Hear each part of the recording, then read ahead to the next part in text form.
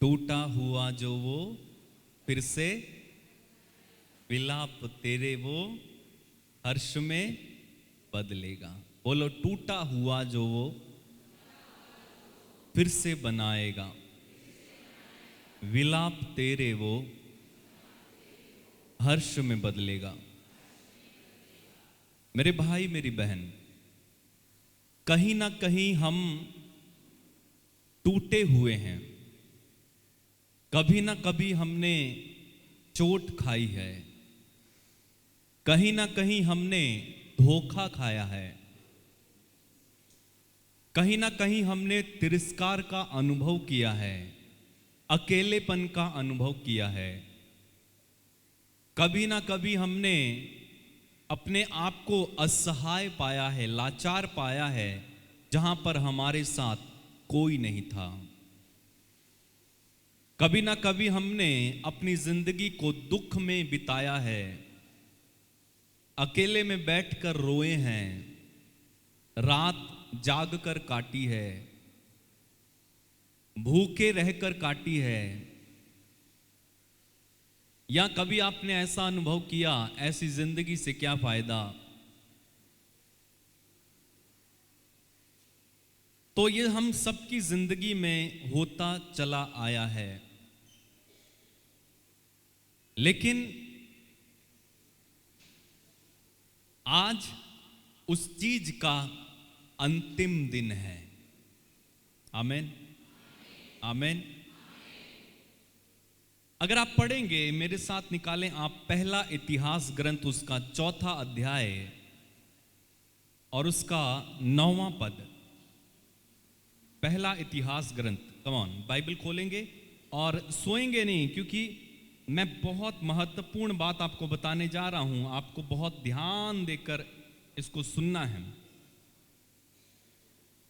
पहला इतिहास ग्रंथ, फर्स्ट क्रॉनिकल्स, क्रॉनिकल बोलते ना, और उसका 4th chapter verse number 9 onwards. Okay, 9 onwards. मैं आपके लिए हिंदी में पढ़ता हूं, हमारे पास टाइम कम है, इसलिए मैं आपके लिए पढ़ूंगा, ठीक है। आप ध्यान रखकर देखें वहां पर क्या लिखा है। याबेस अपने भाइयों से अधिक सम्मानित था। उसकी मां ने उसका नाम याबेस रखा था, क्योंकि वह कहा करती थी, कष्ट सहते हुए मैंने इसे जन्म दिया। यहां पर एक व्यक्ति है, आप इधर ध्यान दो, मेरी ओर ध्यान देना, ठीक है। नीचे मत देखो, टिक लगा लो, उसके बाद मेरी ओर ध्यान देना। यहां पर एक व्यक्ति है, उसका नाम है याबेस। क्या नाम है? बोलो, याबेस। और याबेस के बारे में लिखा हुआ है कि ये अपने भाइयों से अधिक सम्मानित था, लेकिन पहले नहीं था। मैं बताऊंगा बाद में, ये पहले अधिक सम्मानित था, ये मैं बाद में बताऊंगा कि क्यों सम्मानित था। लेकिन उसके पहले हम दूसरी लाइन पर चले जाते हैं। वहां लिखा है, उसकी मां ने उसका नाम याबेस रखा था। जानबूझकर उसका नाम याबेस रख दिया गया था। और याबेस का नाम होता है दुख देने वाला। क्या देने वाला? बोलो, दुख देने वाला। याबेस नाम का अर्थ होता है दुख देने वाला, या अत्यंत पीड़ा देने वाला, या जिसको देखकर हम कहते हैं, अरे बाप रे बाप, ये आ गया, ये हमें दुखी कर देता है। क्यों दुख देने वाला रखा था? क्योंकि जब इसका जन्म हुआ तो इसकी मां को असहनीय पीड़ा सहनी पड़ी। जितनी पीड़ा प्रसव के समय होती है, शायद उससे कई गुना ज्यादा पीड़ा या पेट के अंदर रहते समय इसने अपनी मां को बहुत दुख दिया। इसलिए इसकी मां इससे दुखी हो गई, और शायद वो बच्चे को चाहती भी नहीं थी। मे बी अगर उस समय गर्भपात का सिस्टम होता तो शायद उसका गर्भपात करा दिया जाता। लेकिन प्रभु को धन्यवाद कि उस समय गर्भपात का सिस्टम नहीं था और इसका जन्म हो जाता है। अत्यंत दुख सहते हुए इसकी मां इसे जन्म दे देती है और इसका नाम रख देती है याबेस, यानी दुख देने वाला। और बाइबल कहती है इसकी मां इससे घृणा करती थी, इसके भाई इससे घृणा करते थे, इसके पड़ोसी इससे घृणा करते थे। इसके रिश्तेदार इससे घृणा करते थे, इसको चाहते नहीं थे। इसने अकेलेपन का अनुभव किया, इसने दुख का अनुभव किया, तिरस्कार का अनुभव किया, और तरह तरह से दुख दे, जिसका नाम ही दुख देने वाला हो, लोग उसके पास जाएंगे क्या? जाएंगे क्या? कभी नहीं। उदाहरण के लिए कोई एक ऐसा व्यक्ति है जो हमेशा आपसे लड़ता है, झगड़ता है, दुख देता है, उसके पास आप जाओगे क्या? नहीं जाओगे। तो याबेस ने बचपन से लेकर जवानी तक केवल तिरस्कार का सामना किया, और यह कोई मामूली तिरस्कार नहीं था, भयानक तिरस्कार। ऐसा तिरस्कार, ऐसा दुख कि शायद हम में से अगर कोई होता तो मर जाता। आज देखो आप, कितने लोग थोड़ा सा दुख आते ही फांसी लगा लेते हैं, कुछ खा लेते हैं, जीवन खत्म कर लेते हैं। दुख सहा नहीं जाता है, अकेलापन सहा नहीं जाता है। टूट गए अंदर से, चोट लग गई, धोखा खा लिया, रस्सी पर लटक जाता है, सहा नहीं जाता है दुख इतना। और यह व्यक्ति चाहता तो ऐसा कर सकता था, लेकिन इसने एक अच्छा काम किया, और अच्छा काम यह था, ये प्रभु के पास चला गया। किसके पास चला गया?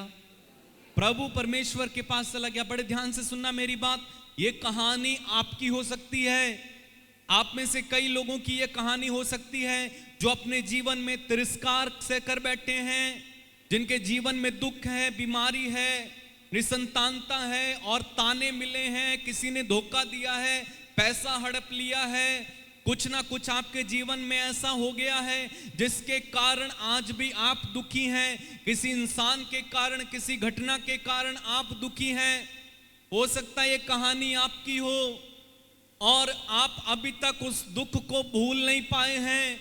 आज भी जब वो चीज याद आती है, वो व्यक्ति याद आता है, वो घटना याद आती है, आंसू बहने लगते हैं, दुख में दुख चालू हो जाता है, अंदर से हृदय टूटने लगता है, पहाड़ जैसा हृदय हो जाता है। ऐसा लगता है कि जिंदगी आगे जीने का क्या मतलब। याबेस ऐसा ही था। उसने कहा मैं प्रभु के पास जाऊंगा, और वो प्रभु के पास आ जाता है। और वाक्य 10 में लिखा है, याबेस ने इज़राइल के ईश्वर से इस प्रकार प्रार्थना की। अब उसकी प्रार्थना देखिए, वो प्रभु के पास आ जाता है और प्रार्थना करने लगता है। क्या प्रार्थना करता है? प्रभु कृपा कर मुझे आशीर्वाद दे। क्या प्रार्थना करता है? कौन चर्च क्या प्रार्थना करता है? कृपा कर मुझे आशीर्वाद दे। अभी सब लोग प्रार्थना करेंगे, हाथ उठाइए और बोलिए, हे अब्बा पिता, कृपा कर मुझे आशीर्वाद दे, कृपा कर मुझे आशीर्वाद दे। हालेलुया। आप जानते हैं, हाथ नीचे करें, मेरी ओर देखें। आप जानते हैं प्रभु का आशीर्वाद हमारे जीवन में बहुत जरूरी है। जब उसने इंसान को बनाया, सबसे पहला काम उसने मालूम क्या किया? उन्हें आशीर्वाद दिया और कहा फलो फूलो और पृथ्वी पर फैल जाओ। कई लोगों के जीवन में आज परमेश्वर का आशीर्वाद नहीं है, इसलिए उनका जीवन बेकार हो गया है। इसलिए आज हम प्रार्थना करेंगे, प्रभु मुझे आशीर्वाद दे। क्या बोलेंगे? हाँ बोले, प्रभु मुझे आशीर्वाद दे। क्यों प्रभु का आशीर्वाद जरूरी? आप जानते हैं, प्रभु का आशीर्वाद जब आएगा, आपके ऊपर लगे हुए शाप, अभिशाप, पाप, जितने भी आप कहते हैं ये हो गया वो हो गया, काम बनते नहीं हैं, रुकावटें हैं, बंधन है, प्रभु का आशीर्वाद आने से शाप आशीर्वाद में बदल जाएगा। Receive it. आमीन बोला करो, अच्छे से बोला। हाँ, प्रभु का आशीर्वाद अभिशापों को आशीष में बदल देता है। अगर आप पढ़ेंगे मेरे साथ जकरिया नबी का ग्रंथ, चले जाएं फटाक से, हमारे पास टाइम नहीं है इसलिए जल्दी जाएंगे। जकरिया नबी का ग्रंथ, जकरिया मिला आपको?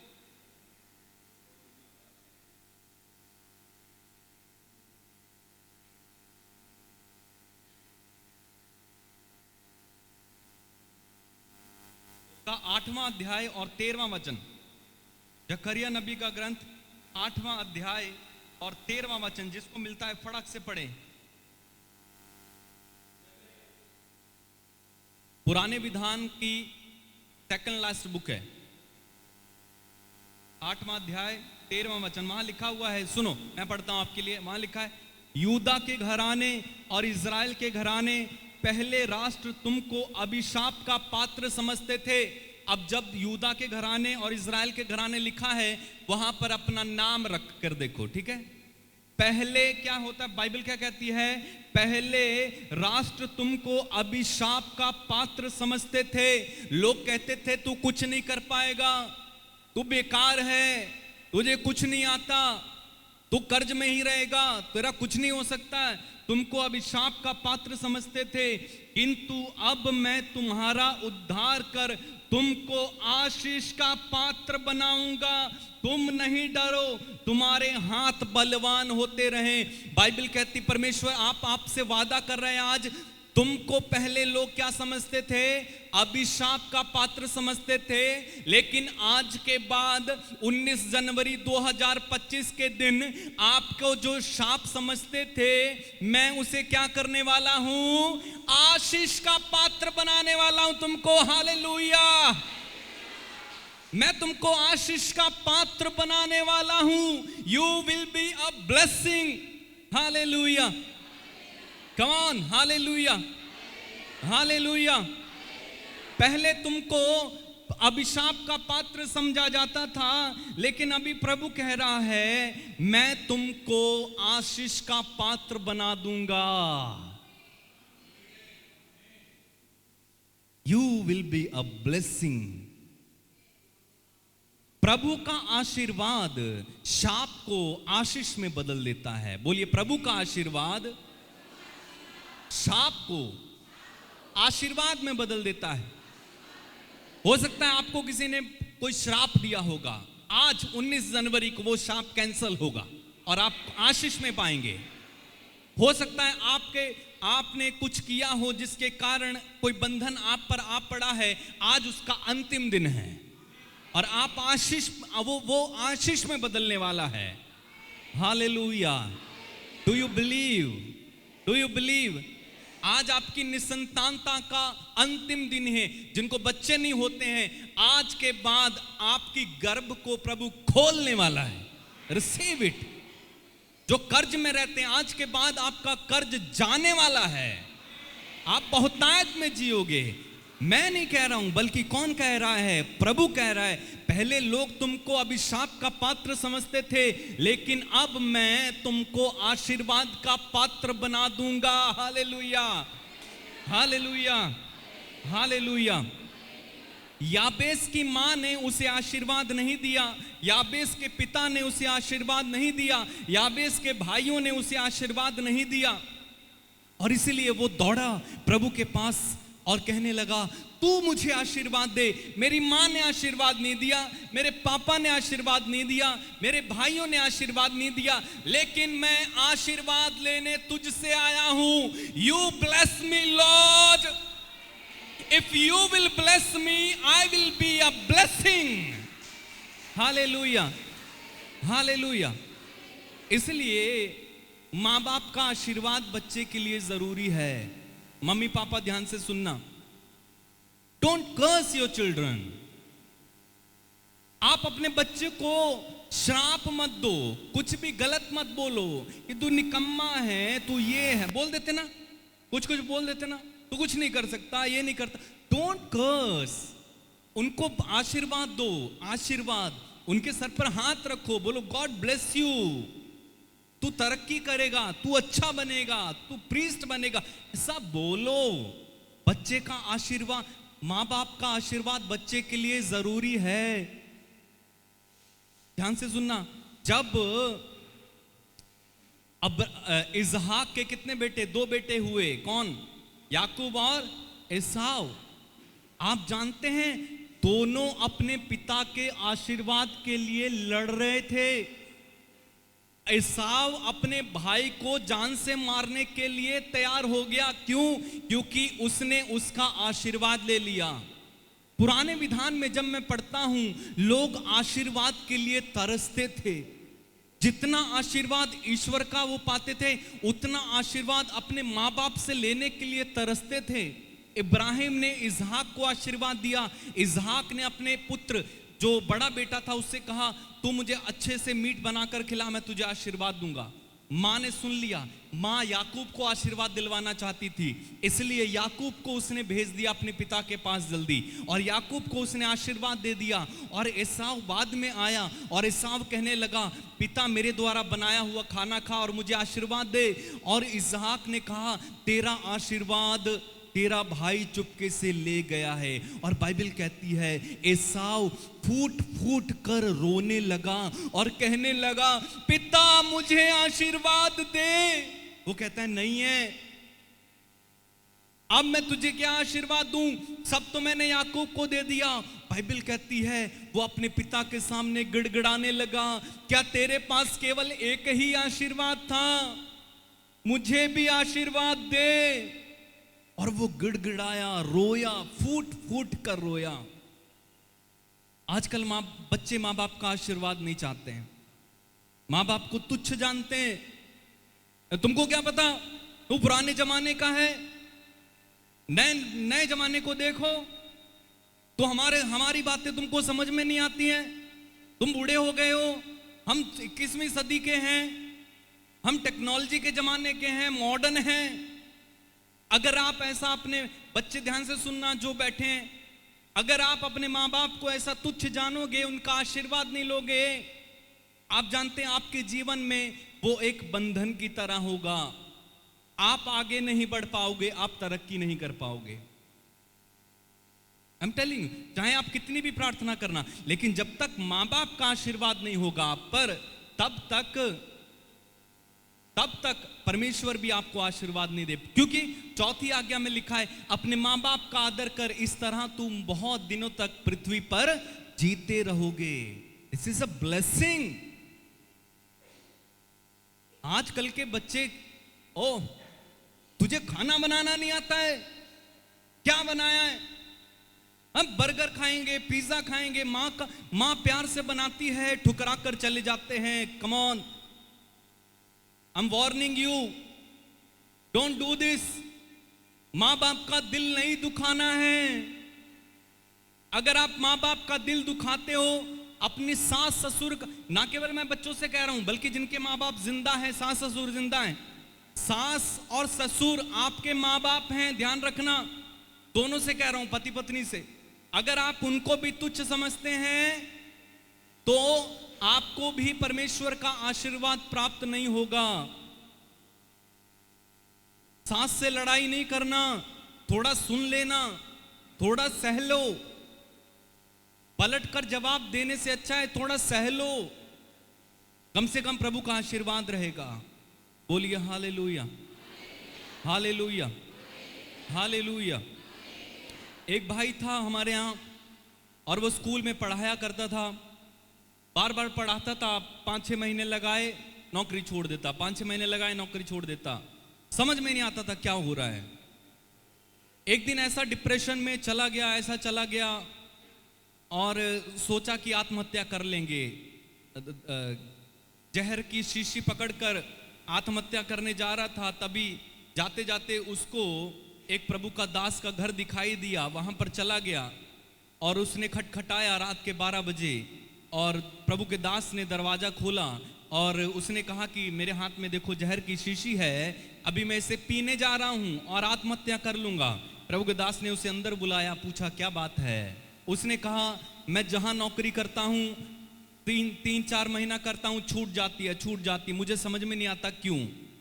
अच्छा टीचर, बातें करते करते पता लगा कि करीब 6-7 साल पहले ये अपने घर से भाग कर आया है, माँ बाप से कोई बातचीत नहीं करता है, उनका दिल दुखाकर आया है।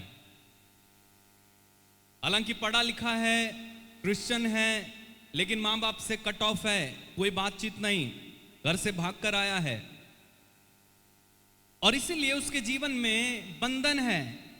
अच्छा खासा पढ़ा लिखा है लेकिन कमा नहीं पा रहा है, नौकरी छोड़ देता है, इधर लगता है, उधर भागता है, उधर भागता है, एक भटकी हुई जिंदगी जी रहा है। शादी की उम्र हो गई, निकलती जा रही है, शादी नहीं हो पा रही है, कुछ आशीष नहीं है।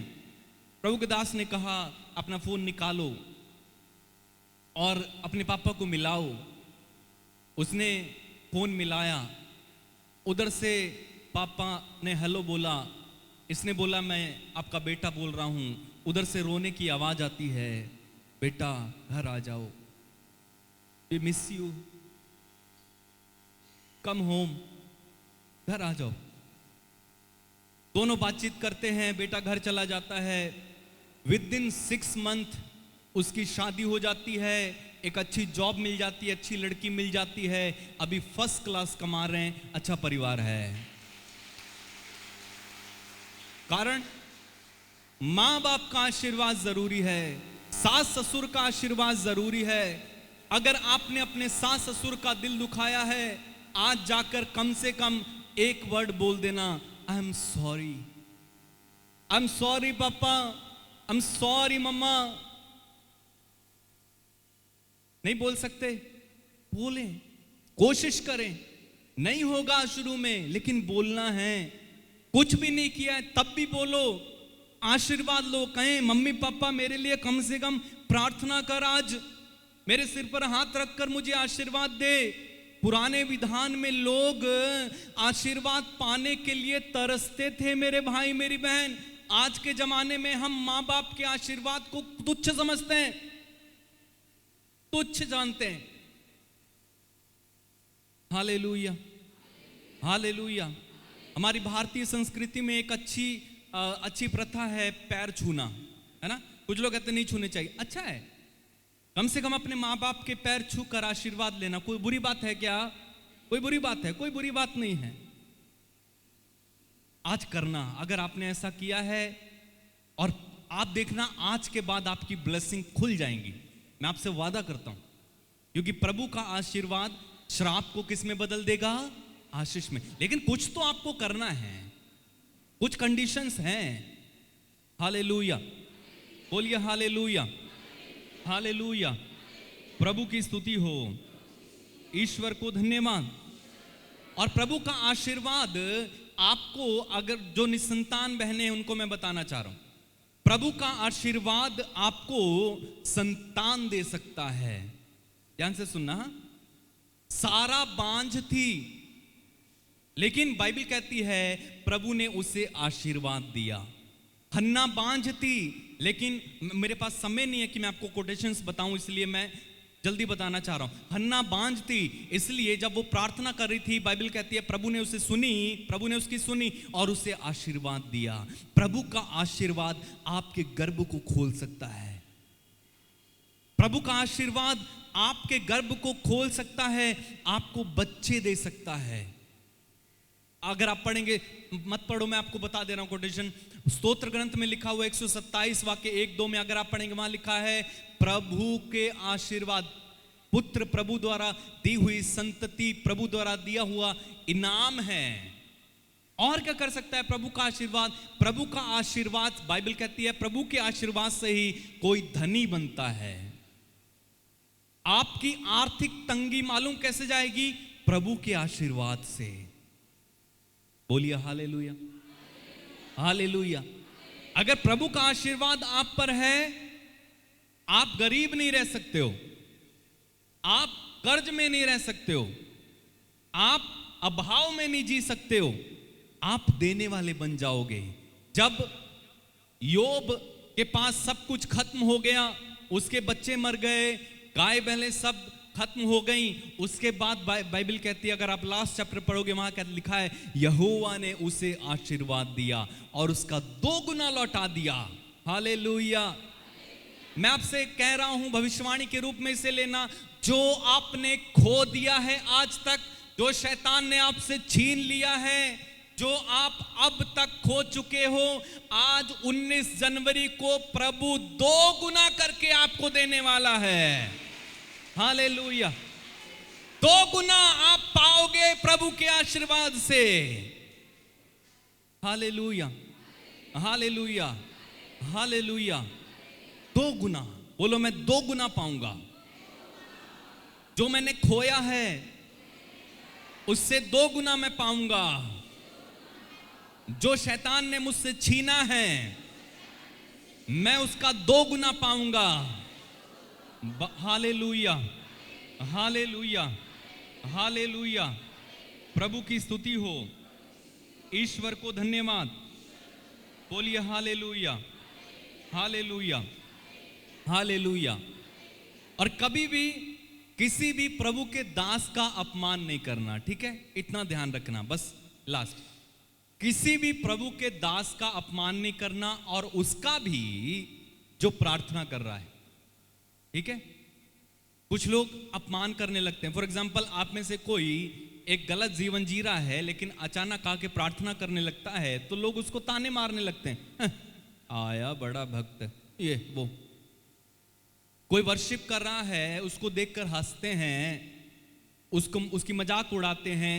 ये आपके लिए खतरनाक हो सकता है। क्यों? क्योंकि बाइबल कहती है जब दाऊद प्रभु की मंजूषा के सामने खड़ा होकर नाच रहा था, उसकी अपनी पत्नी ने महल से उसको देखा और उसका अपमान किया, ये कहकर कि आज तो राजा तुझे शर्म नहीं आई कि तू प्रभु की मंजूषा के सामने नंगे होकर अपने दास दासियों के सामने नाच रहा था। बाइबल कहती है उस समय से प्रभु ने उस पत्नी की कोख बंद कर दी, उसे बांझ कर दिया। It can be dangerous. कभी भी किसी का मजाक नहीं उड़ाएं जो प्रार्थना कर रहा है, जो वचन पढ़ता है, क्योंकि आप नहीं जानते उसका दिल। हो सकता है प्रभु ने उसे पश्चाताप का आत्मा दे दिया हो सकता है उसने पश्चाताप कर लिया हो। आपको मालूम है क्या, अगर उसने पश्चाताप करके प्रार्थना करना शुरू किया और आप उसकी मजाक उड़ाएंगे, ये आपके लिए एक फंदा हो सकता है। किसी को ढोंगी ना बोले, किसी को ये ना बोलें अरे तो दोगला है, ये है वो है। नो, डोंट बी अ जज। देयर इज ओनली वन जज and that is Lord Jesus Christ. Don't be a जज। इफ यू जज यू विल बी जज्ड। अगर आप न्याय करेंगे प्रभु आपका न्याय करेगा, ध्यान रखना। तुम दोष लगाओगे तो प्रभु तुम पर ला। इसलिए सावधान, सावधान। बोलिए हालेलुया, हालेलुया। प्रभु की स्तुति हो, ईश्वर को धन्यवाद। हालेलुया। तो क्या मांगा अयूब ने? क्या मांगा? याबेस ने क्या मांगा अपने लिए? आशीर्वाद। आप भी बोलें, हे प्रभु मुझे आशीर्वाद दे, मेरे बच्चों को आशीर्वाद दे, मेरे परिवार को आशीर्वाद दे। Hallelujah, hallelujah, hallelujah, hallelujah. अब लोग उसे क्या मान रहे थे कि शापित है। क्या है वो? शापित है। लेकिन प्रभु ने सब कुछ बदल दिया उसके जीवन में। एक क्षण अपनी आंखें बंद रखना, ठीक है? और दिल की गहराई से ऐसा बोलना, प्रभु मुझे आशीर्वाद दे। अपने मन में कहो, जिस क्षेत्र में आप आशीर्वाद चाहते हैं उस क्षेत्र में कहो, प्रभु मुझे बच्चों का आशीर्वाद दे, फाइनेंशियल में आशीर्वाद दे, जॉब का, कुछ भी जो आप चाहते हैं कहें, एक क्षण के लिए कहें। Thank you.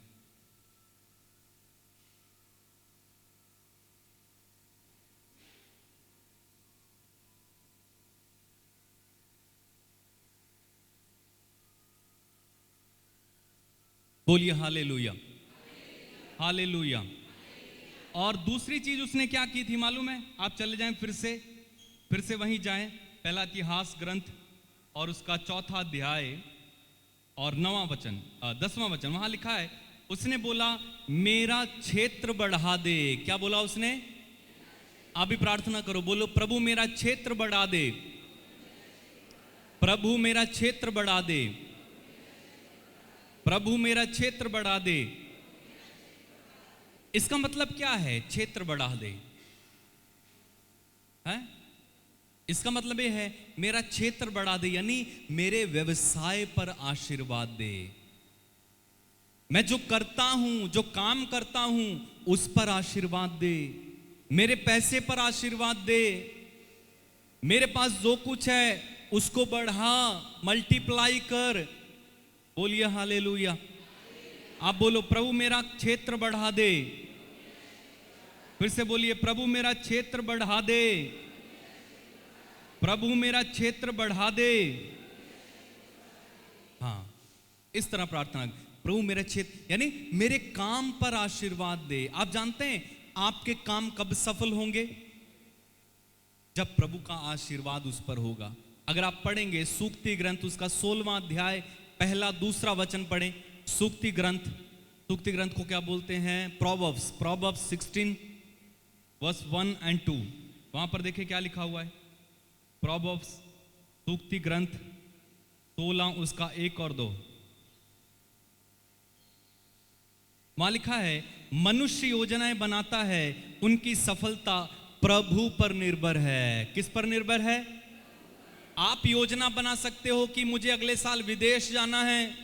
आप योजना बना सकते हो कि मुझे बीएससी करनी है, एमएससी करनी है, बीएड करना है, फलाना करना है, ढिमकाना करना है। आप योजनाएं बना सकते हो कि मैं इस क्षेत्र में जाऊंगा, इस राज्य में जाऊंगा, इस देश में जाऊंगा। आप योजनाएं बना सकते हो, इस कंपनी में जाऊंगा, मैं जॉब करूंगा, इस लड़की से मैरिज करूंगा, इस लड़के से मैरिज करूंगा, यहां पर घर लूंगा। सारी योजनाएं आप बना सकते हो, लेकिन बाइबल क्या कहती है? आपकी योजनाओं की सफलता किस पर निर्भर है? किस पर निर्भर है? प्रभु पर निर्भर है। लिखा है, मनुष्य योजनाएं बनाता है, लेकिन उसकी सफलता किस पर निर्भर है? अच्छी खासी मैरिज करते हैं, धूम धड़ाके से 10-15 लाख रुपए लगा के, पूरा ढोम धड़क्का धी धा करके मैरिज कर लिया। दूसरे तीसरे पांचवें छठे दिन, 1 महीने बाद, 1 साल बाद डाइवोर्स हो जाता है। कारण आशीर्वाद नहीं है। अगर आशीर्वाद है, पूरी जिंदगी साथ रह सकते हो, पूरी जिंदगी। आजकल अफेयर से लोग शादी कर लेते हैं, सुंदर मुखड़ा देखकर, है ना, लीपा पोथी वाला मुखड़ा देखकर, मम्मी मैं तो शादी इसी से करूंगा, लेकिन नहीं तो मैं मर जाऊंगा। और बेटी कहती है लड़के के बाल अच्छे लगते हैं, आंखें अच्छी लगती हैं, कद काठी अच्छी है, अच्छा कमाता है। ओ, कमाता तो छोड़ो, चाहे रिक्शा ही चलाता है, फिर अच्छा लगता है, इसलिए मम्मी मैं तो मर जाऊंगी, लेकिन शादी,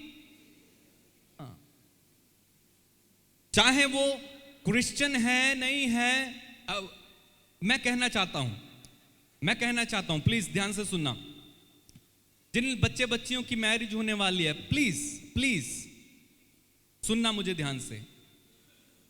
बाइबल भी कहती है, बाइबल इस बात का सपोर्ट करती है, अगर आप किसी ऐसे व्यक्ति से शादी करेंगे जो मसीह को नहीं जानता है, यीशु को नहीं जानता है, दूसरा धर्मावलंबी है, विश्वास नहीं करता है, आपके लिए एक फंदा होगा। कुछ लोग कहेंगे नहीं मैं उसे विश्वास में ले आऊंगी। अरे पहले तू खुद ही विश्वास में नहीं है। अगर खुद ही तो विश्वास में होती तो ये कदम उठाता ही नहीं। तुम खुद ही पहले विश्वास में नहीं हो, उसको क्या लाओगे? Am I right? है? So please don't do it. आजकल देखें आप, कितने हमारे क्रिश्चियन बच्चे बच्चियां फंसे हैं इस तरह से। आप खुद विश्वास में नहीं हो और आप उसको विश्वास में लाने की बात करते हो। यह आशीर्वाद नहीं होगा। इसलिए क्या हो रहा है, इसलिए फड़क से मैरिज टूट जाती है। मैं इस पर ज्यादा चर्चा नहीं करना चाहता हूं, क्योंकि फादर पेपिन ऑलरेडी आपको शिक्षा देते होंगे इसके बारे में। बोलिए हालेलुया, हालेलुया, हालेलुया, हालेलुया। इसलिए सुंदर मुखड़ा केवल नहीं देखो, कद काठी नहीं देखो, बल्कि ये भी देखो कि वो प्रभु को कितना मानता है। मम्मी पापा मुझे ध्यान से सुनो इधर, केवल अपने बच्चे के लिए, अपनी लड़की या लड़के के लिए एक ऐसा व्यक्ति मत ढूंढो जिसकी बहुत बड़ी नौकरी है, घर में गाड़ी है, बंगला है, ऐसा केवल ऐसा मत ढूंढो, बल्कि ये भी देखो कि वो कितनी प्रार्थना करता है, कितना वचन पढ़ता है, कितना दुआ में जाता है, चर्च में जाता है। बोलिए हालेलुया, हालेलुया। एक बार मेरे को एक बहन का फोन आया, बोले कि शादी से पहले जिनसे मैं शादी करने वाली थी मुझे अच्छे लगते थे, शादी कर ली, शादी से पहले बहुत प्रार्थना करते थे, सब ठीक था, शादी के बाद अचानक बदल गया है, अभी चर्च नहीं जाता है, कुछ नहीं है। कारण पहले से देखा नहीं, पहले से जाना नहीं, और इसीलिए फंदे में पड़ जाते हैं। बोलिए हालेलुया। इसलिए आपकी मैरिज पर भी आशीर्वाद होना जरूरी है, सहमति से, दोनों पक्ष राजी होने जरूरी है। ये नहीं कि जबरदस्ती जबरदस्ती करेंगे गड़बड़ हो जाएगा। बोलिए हालेलुया, हालेलुया। तो बाइबल कहती है मनुष्य योजनाएं बनाता है लेकिन सफलता किन पर निर्भर रहती है? प्रभु पर। इसलिए वाक्य 3 में लिखा है अपने सभी कार्य प्रभु को अर्पित करो और तुम्हारी योजनाएं सफल होंगी। कैसे सफल होंगी योजनाएं? घर लेने की योजना कैसे सफल होगी? शादी करने की योजना कैसे सफल होगी? प्रभु को अर्पित करो। किसको अर्पित करो? प्रभु को। प्रभु मैं ऐसा करने वाला हूं, तुझे अर्पित करता हूं, तेरी इच्छा है क्या? क्या तू चाहता है मैं ये करूं? प्रभु से बात करें, पूछें। बोलिए हालेलुया, हालेलुया। प्रभु मैं ये बिजनेस करने वाला हूं, क्या तेरी इच्छा है? मैं इस कंपनी में नौकरी करने वाला हूं, प्रभु तेरी इच्छा है क्या? कहें प्रभु से, बातें करें। और इसलिए पहली प्रार्थना क्या की थी याबेस ने? प्रभु मुझे आशीर्वाद दे। दूसरा क्या कहा उसने? मेरा कार्य क्षेत्र बढ़ा दे, यानी मैं जो करता हूं उस पर आशीर्वाद दे। बोलिए हालेलुया, हालेलुया। और तीसरी प्रार्थना, चलेंगे मेरे साथ फिर से, पहला इतिहास ग्रंथ उसका 4था अध्याय और उसका 10वां वचन। वहां पर लिखा हुआ है मेरा साथ दे। क्या लिखा है? मेरा। पहली प्रार्थना क्या की थी? मुझे। दूसरा मेरा कार्य क्षेत्र बढ़ा दे। तीसरा क्या कहता है? मेरा साथ दे। बोले प्रभु मेरा साथ दे। कौन चर्च मिलकर कहें प्रभु मेरा साथ दे, प्रभु मेरा साथ दे। हाँ, जब प्रभु का साथ होगा क्या होगा मालूम है? आपके सभी काम उन्नति करेंगे, आपका आध्यात्मिक जीवन उन्नति करेगा, आपके बच्चे उन्नति करेंगे। प्रभु साथ है तो चाहे आप कैसी भी परिस्थिति में हैं, उस परिस्थिति में भी आप तरक्की करने लग जाएंगे। चाहे आपके पास थोड़ा है, उस थोड़े से भी आप तरक्की करने लग जाएंगे। चाहे कुछ नहीं है, प्रभु आपको वहां से उठाकर कहां पर खड़ा कर सकता है? बाइबल कहती है वो कंगालों को कूड़े पर से उठाकर रईसों की संगति में बैठा देता है। बोलिए हालेलुया। कंगालों को कूड़े पर से उठाकर किनकी संगति में? रईसों की, यानी अमीरों की संगति में बैठा देता है। हालेलुया। जब प्रभु साथ होगा, चाहे आप कैसी भी भयानक जगह पर क्यों ना हो। कुछ लोग कहेंगे मेरा घर ऐसे क्षेत्र में है ना, इसलिए हम बढ़ नहीं पा रहे हैं, पैसा नहीं है ना, इसलिए हम आगे नहीं जा पा रहे हैं। मेरे भाई मेरी बहन, अगर प्रभु साथ है तो चाहे आपके पास 1 रुपया हो, वो 1 रुपया 1 अरब बन जाएगा। चाहे आपका घर किसी भी कोने में क्यों ना हो, कैसी भी गंदगी में क्यों ना हो, अगर प्रभु आपके साथ है तो वो गंदगी भी स्वर्ग बन जाएगी। Hallelujah, hallelujah, hallelujah, hallelujah, hallelujah. इसलिए ये कहकर बहाना ना दो ये ऐसा है वैसा है, बल्कि ये प्रार्थना करो, प्रभु मुझ मेरा साथ दे। क्या बोलोगे? प्रभु, प्रभु। हाँ, चाहे आप पढ़ाई में कितना ही कमजोर क्यों ना हो, चाहे आपको कुछ भी याद क्यों ना होता हो, चाहे आप कितना भी मंद बुद्धि क्यों ना हो, अगर प्रभु आपके साथ होगा, you will be a topper. Hallelujah, hallelujah. समझ में आ रहा है कि नहीं आ रहा? आ रहा है कि नहीं आ रहा? हाँ, प्रभु आपके साथ है, हर कार्य में आशीर्वाद। उदाहरण के लिए यूसुफ, पुराने विधान का यूसुफ जेल में था तो जेल में वो तरक्की करने लगा। पोटीफर के घर में था, बेच दिया गया था, वहां पर भी आशीर्वाद देने लगा। क्यों? क्योंकि बाइबल कहती है प्रभु उसके साथ था। क्या कहती है बाइबल? प्रभु उसके साथ था, इसलिए उसका सारा काम आशीर्वाद से भरा हुआ था। जिस काम में आप हाथ लगाएंगे, प्रभु अगर आपके साथ है, जिस काम में आप हाथ डालेंगे वो काम सफल होगा। हालेलुया। जिस व्यवसाय को शुरू करेंगे वो सफल होगा, जिसके लिए प्रार्थना करेंगे वो आशीर्वाद पाएगा, जहां पर रहेंगे वो आशीर्वाद पाएंगे, जिस घर में रहेंगे आप उस घर को आशीर्वाद मिलेगा। क्यों? प्रभु आपके साथ है। उदाहरण के लिए एक अच्छा परफ्यूम छिड़क कर जब आप जाते हो, कौन कौन से परफ्यूम होते हैं नाम बताओ, मुझे नहीं पता। ऐ कोबरा, अरे बाप। दूसरा बताओ अच्छा वाला है, फॉग है और डेनवर है, एक्स है, फलाना है, ढिमकाना है। जब फुसफुस करके जाते हैं, है ना, इधर मारा ऐसा मारा, उसके बाद किसी के घर में जाते हैं तो खुशबू आती है कि नहीं? किसी कूड़े कचरे वाली जगह पर चले जाओगे तो खुशबू आएगी कि नहीं? गोबर पे चले जाओगे तो खुशबू आएगी कि नहीं? कहाँ है? क्योंकि फुसफुस उसमें खुशबू है, वो जो लगाया है ना उसमें खुशबू है। ठीक इसी तरह से जब प्रभु हमारे साथ है, हम कहीं भी चले जाएं, कहीं भी चले जाएं, कहीं भी रहें, कुछ भी करें, उन सब में प्रभु की खुशबू आएगी। कुछ लोग आज केवल विदेश जाना चाहते, पढ़े लिखे विदेश, पढ़े लिखे विदेश, कुछ काम बस पढ़ाई लिखाई करी, विदेश जाना, विदेश जाना, विदेश जाना। होड़ मची हुई है, कनाडा, अमेरिका, फलाना ढिमकाना। ब्रदर प्रार्थना करो, पासपोर्ट भेज देते हैं। ब्रदर प्रार्थना करो, काय विदेश जाना, विदेश जाना, लाखों रुपए खर्च। भाई एक बात बताओ, अगर तुम इंडिया में रहकर ब्लेसिंग नहीं पा रहे हो, if you are not blessed here, अगर आप यहां आशीषित नहीं हो, तो क्या गारंटी कि वहां भी आशीष हो जाओगे? हैं?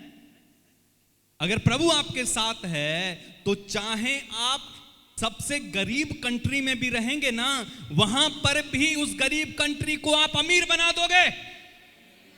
हालेलुया। समझ में आ रहा कि नहीं आ रहा? हाँ, we don't believe, we believe in dollars. हमको रुपया दिखता नहीं, हमको क्या दिखता है? डॉलर।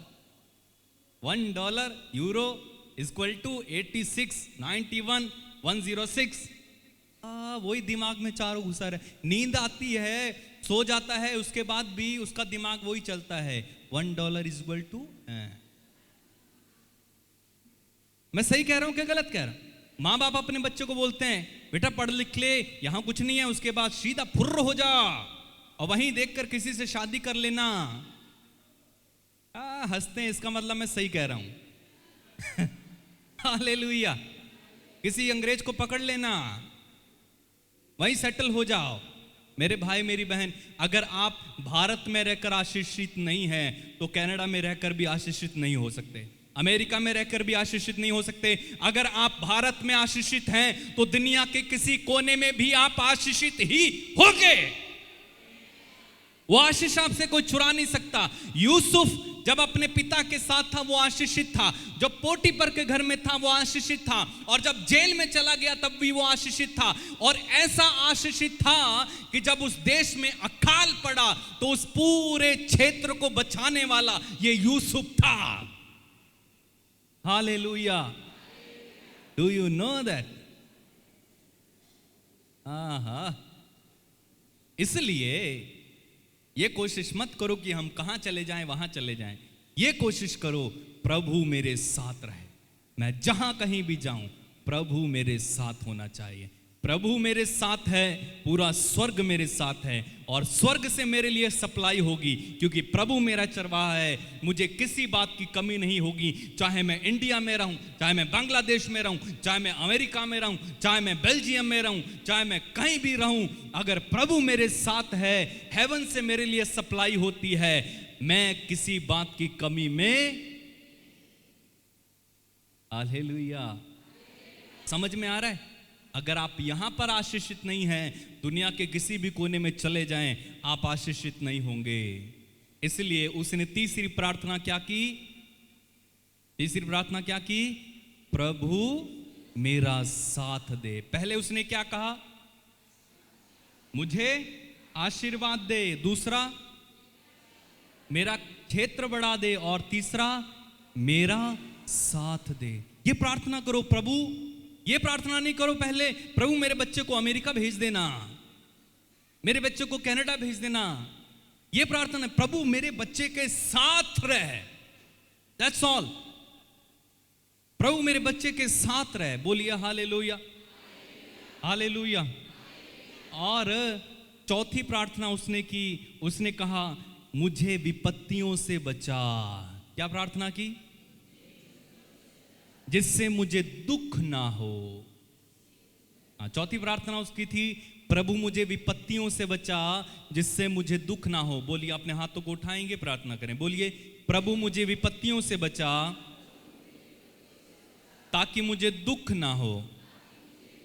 एक और बार बोलें, प्रभु मुझे विपत्तियों से बचा ताकि मुझे दुख ना हो। अब इधर सुनो, उसने चौथी प्रार्थना की, प्रभु मुझे विपत्तियों से बचा। विपत्ति कोई भी हो सकती है, अकाल, महामारी, बीमारी, कुछ भी। उसने प्रार्थना की, प्रभु मुझे विपत्तियों से बचा। प्रभु मुझे विपत्तियों से बचा, मुझे बुराई से बचा, मुझे पाप से बचा। और इसलिए हम देखेंगे प्रभु ने जो प्रार्थना सिखाई उसमें भी उसने कहा, हमें बुराई से बचा। बोलो, हमें बुराई से बचा। हाँ, तो हमें यह प्रार्थना करनी है, प्रभु मुझे विपत्तियों से, यानी मुसीबतों, तंगियों से बचा जिससे मुझे दुख ना हो। और प्रभु नहीं चाहता है कि आप दुख में जीवन बिताएं। प्रभु कभी नहीं चाहेगा कि आप दुख में जीवन बिताएं, आप बीमार रहें, आप डिप्रेशन में रहें, या आप तंगी में जिएं, या आप गरीब होकर जिएं। प्रभु कभी नहीं चाहेगा कि आप विपत्तियों में पड़े रहें, बल्कि प्रभु विपत्तियों से छुड़ाने वाला परमेश्वर है। स्तोत्र अध्याय 50 में लिखा हुआ है, वहां कहता है, विपत्ति के समय मेरी दुहाई दे, मैं तुम्हारी सुनूंगा और तुम्हारा उद्धार करूंगा। Hallelujah, hallelujah. क्या कहता है प्रभु? मेरे पीछे बोलो, प्रभु कहता है विपत्ति के समय मेरी दुहाई दो, मैं तुम्हारी सुनूंगा और तुम्हारा उद्धार करूंगा। सब लोग बोलना है, और एक बार बोले, प्रभु कहता है विपत्तियों के समय मेरी दुहाई दो, मैं तुम्हारी सुनूंगा और तुम्हारा उद्धार करूंगा। हाँ, तो प्रभु क्या कह रहा है? विपत्ति के समय किसकी दुहाई दे? किसकी दुहाई दे? प्रभु की। ये मत कहो कि मेरे पास मेडिकल इंश्योरेंस है, बीमारी आ जाएगी तो क्या हुआ, मेडिकल इंश्योरेंस रखा है ना, सारा खर्चा फ्री। अच्छी बात है, रखो, कोई दिक्कत नहीं है, लेकिन भरोसा किस पर होना है? किस पर होना है? और मेरे पास बैंक बैलेंस है, इतना बड़ा बैंक बैलेंस है, कुछ हो भी जाएगा तो I have lot of money, I can do it. Don't trust your money, trust God. Hallelujah, hallelujah. ओ, तुझे पता नहीं है मेरी पहुंच कहां तक है? वो दीदी है ना, वहां तक मेरी पहुंच है। अभी एक फोन मारूंगा ना, सब काम हो जाएगा, क्योंकि ममता दीदी तक मेरी पहुंच है। भरोसा दीदी पर नहीं, भरोसा। बोलिए हालेलुया, हालेलुया। चाहे आपकी पहुंच कहीं तक भी हो, कितना भी बैंक बैलेंस हो, कितने भी इंश्योरेंस हो, कुछ भी हो, कितने भी ताकतवर क्यों ना हो, कितने भी ज्ञानी क्यों ना हो, कितने भी अच्छे कपड़े पहनने वाले क्यों ना हो, कितना भी लीपा पोथी करने वाला क्यों ना हो, एक दिन कीड़े ही खाएंगे। समझ में आ रहा है कि नहीं? एक दिन क्या होगा?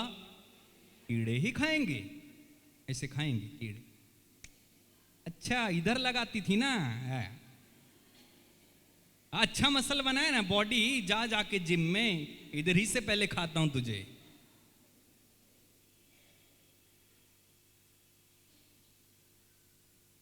भरोसा किस पर होना है? किस पर? हाँ, इसलिए वो कहता है विपत्तियों से मुझे बचा और जिससे मुझे दुख ना हो। आप जानते हैं आज जिनके पास सब कुछ है वो कितना दुखी है, दुखी है। बोलिए हालेलुया। चलिए एक और बार मेरे साथ प्रार्थना करें प्रभु से। बोलिए प्रभु मुझे विपत्तियों से बचा जिससे मुझे दुख ना हो। और जानते क्या हुआ? अब सुनो इधर ध्यान से। इतनी प्रार्थना करने के बाद बाइबल कहती है एक अच्छी बात, लिखा है ईश्वर ने उसकी प्रार्थना सुन ली। ईश्वर ने उसकी प्रार्थना सुन ली और जो आपने अभी प्रार्थना की है वो प्रार्थना भी पिता ने सुन ली है। आमीन। आपकी सुन ली गई है। बिलीव करो, विश्वास करो, बोलो मेरी सुन ली गई है, मेरी सुन ली गई है। हालेलुया। लिखा है ईश्वर ने उसकी प्रार्थना सुन ली। आप जो बोलते हैं प्रभु उसे सुनता है। और जानते क्या हुआ?